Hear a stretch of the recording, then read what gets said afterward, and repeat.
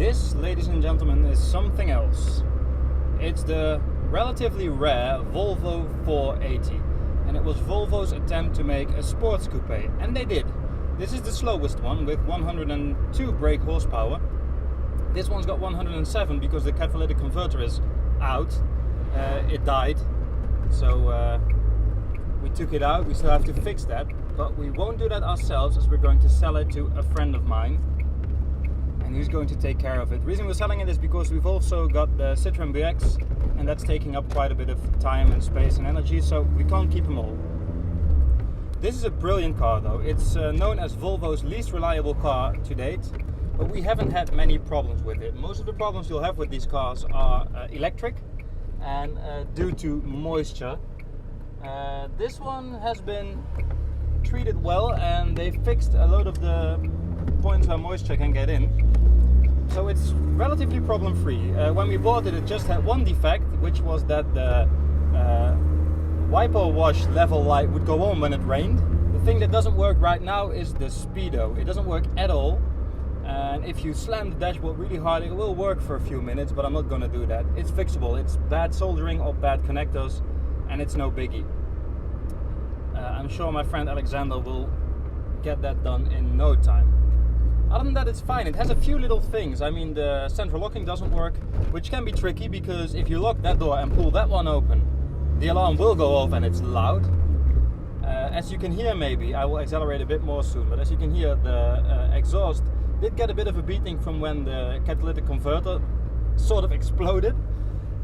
It's fine though, it's not leaking, but it is really noisy. It's something you could fix, but I'm not sure if you should because it's actually quite cool. Listen. Engine, brilliant. Steering, brilliant.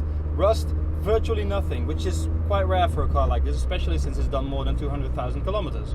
It is remarkably comfortable. You'd say it's a sports car, so it has to be rough. No, it's really comfortable, yet it takes corners like a dream. I like to compare it to much bigger cars like the old E-Class Mercedes and the Saab 9000. It actually feels like a much bigger car than it is. It only weighs 1,000 kilograms. It's got this really cool info center thing. You can't see it, but it can tell you your average speed, your average fuel. It doesn't right now because the speedometer isn't working. Your fuel range, oil temperature 56 degrees, engine temperature 69 degrees, and external temperature 14 degrees.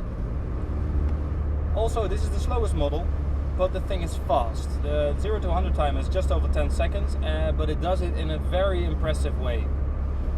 And there's quite a bit of luxury. It has no air conditioning, but it has electric mirrors, electric windows, height adjustable seats, stuff like that. It's got the original radio, which is cool.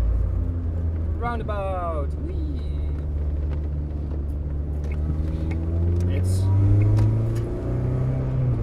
really good at taking corners, this thing. I actually took tapes, or a tape, to test the radio, but it says code.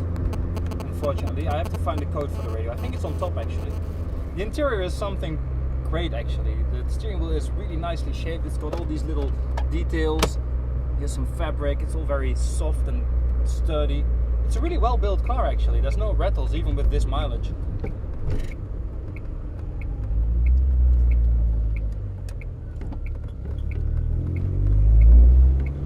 Here's a little acceleration for you. Pedal to the metal. Let's take it easy.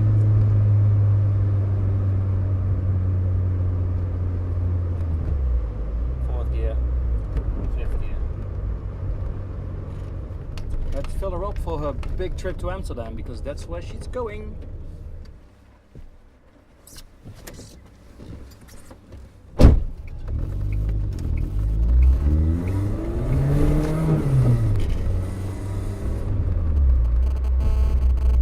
Steering is powered, and it's in my opinion one of the best power steering systems I've come across.